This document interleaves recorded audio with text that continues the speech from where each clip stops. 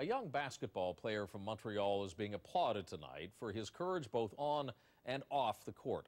Raphael Leclaire took on his opponents between buzzers, and he took on his cancer between games.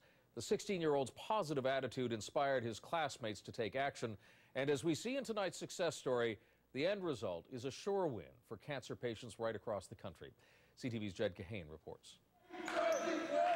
The Notre Dame Titans were thrilled to make it to the local basketball semifinals this year, but even more excited to have Raphael Leclaire along for the ride.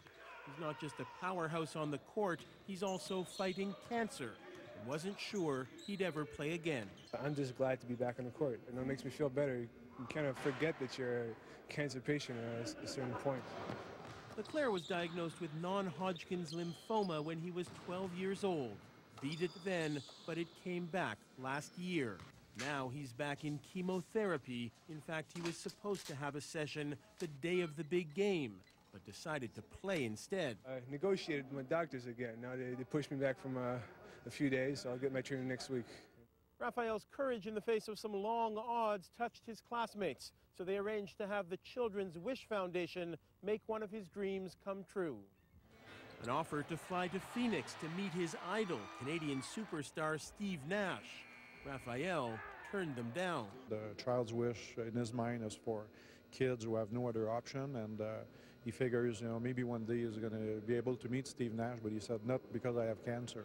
Instead, Raphael asked his school to raise money and hand it over to a foundation run by Saku Koivu, the Canadian star who fought and beat the same disease.